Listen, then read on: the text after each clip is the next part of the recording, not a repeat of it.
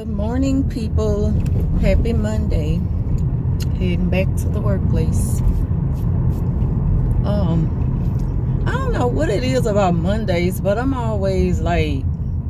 always feel good to be going back to work on Monday morning. You know, like some people be like Monday, it'd be like Monday blues for them or whatever. I never feel that way about going back to work. I'm looking at my hair. I'm getting better and better at braiding. But I was trying to get it a little bit more closer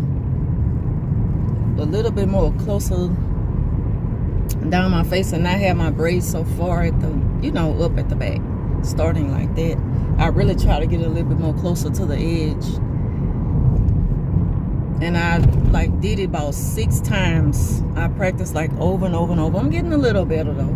This is a good protective style. Like my hair is really grown, healthy, and I'm just loving everything good that's going on with me right now. But anyway, I just love going to work on a Monday morning now. Probably because I'm off on a weekend, so I'm well rested. And,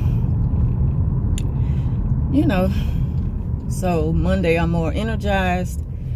It's Tuesday that really gets the best of me because we're going to go in here today and probably slave like a dog. And then tomorrow I'm going to be dragging. And yeah, it's gonna be a whole different, I'm not even claiming it. I'm gonna be feeling the same way every day this week. So anyway, this video is about the narcissist flying monkeys, and I know I already did like a part 1 of this, but I'm talking about the flying monkeys that we have mutual friends with. The narc and I, we have a mutual friend, and the friend, they want to remain neutral, which I don't think is a good thing, because if you can remain neutral because you're not really seeing what I'm seeing, then you're not really my friend. I look at you the same way that I look at the narc, because you playing a fence, and you can't play the fence when you dealing with somebody like me. You're going to have to choose a side. You're going to either be for me or you're going to be for them. Period. Point blank. And that's it. That's just the way I feel about it. I've had to deal with people trying to convince me, not so much that I'm taking things the wrong way, I'm reading too much into whatever's going on, because they have clouded their mind with all these lies to try to make me look like the crazy person. Not only that, I haven't had nobody convince me that I'm crazy or nothing. Not the mutual friends, just the regular co-workers. I don't care about them anyway like that. I don't care about their thoughts of the situation. I care about the thoughts of the ones who know me really, really good. Although the co-workers do too, but like I say, a lie is more entertaining than the truth, so they're gonna run with it.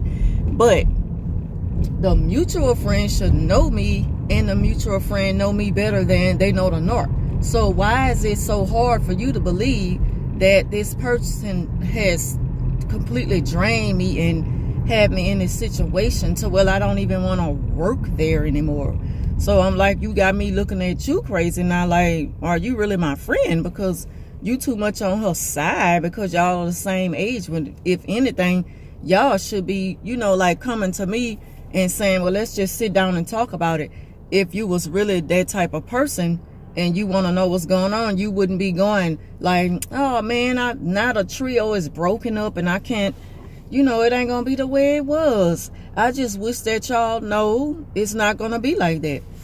Because again, I feel like that my life will never be, I will never be happy and at a peace. I will never be able to just be happy and maintain a peaceful state of mind as long as I'm working with this. Long as I have to deal with this, and I shouldn't have to work under those conditions. I shouldn't.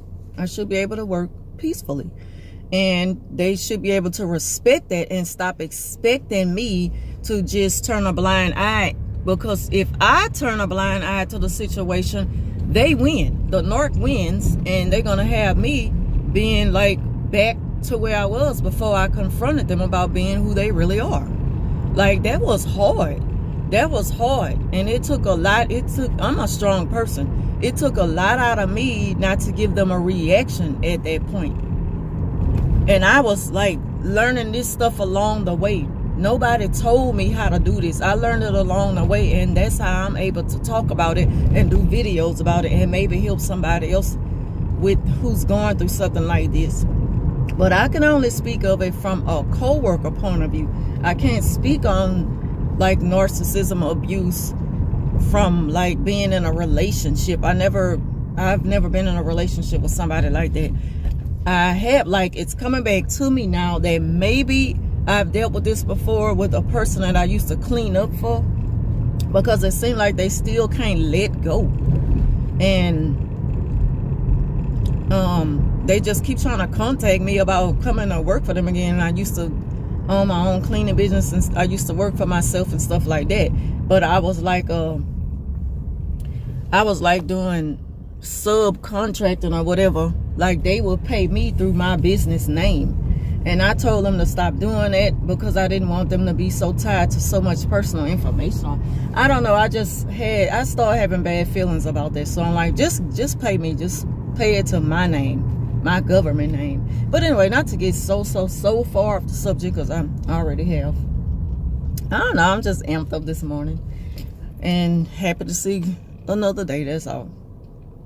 And hope the day goes well.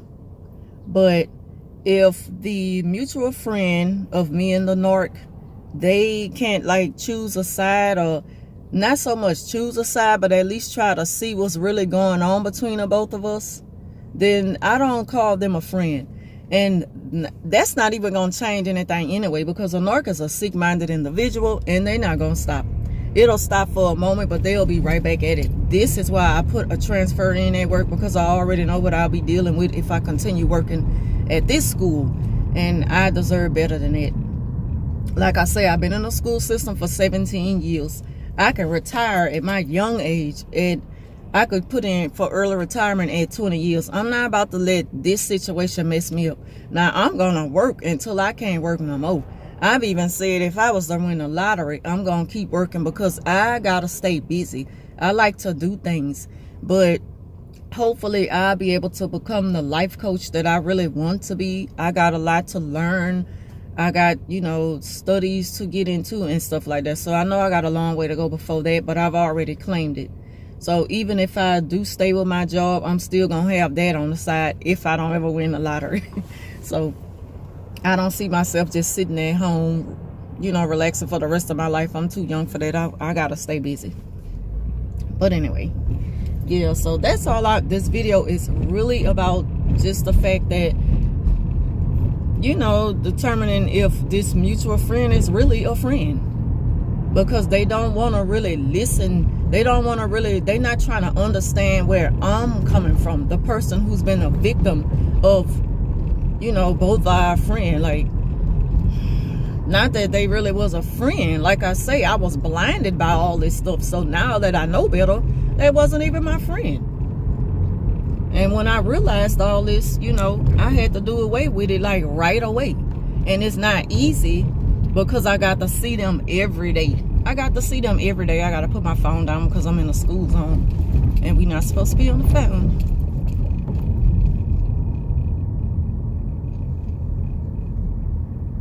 But they could be there because the school is getting new equipment. Like, they building a new school, and they just want to make sure that people could get the stuff in the school without anybody trying to steal it, because they be breaking in schools, stealing computers. Like, it's just horrible. But yeah, so that's all, y'all. I don't want to drag on and just ramble at this point.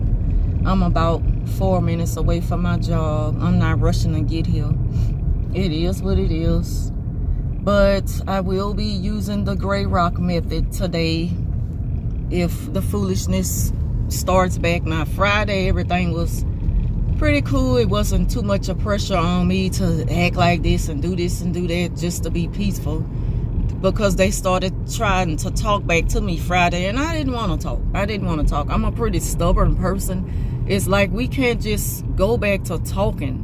We have to talk. We got to communicate for the sake of the job. We work together, so we got to talk. But I don't have to be back the way it used to be. I don't have to play that role because that's what you feel entitled to. That's not going to happen, so she can get that out of mind. So y'all, they really care about me. Pray for me, and I'll have an update for y'all later. And I'll also be doing my Teen Mom review tonight. And so that's it for this video. I will talk to y'all later.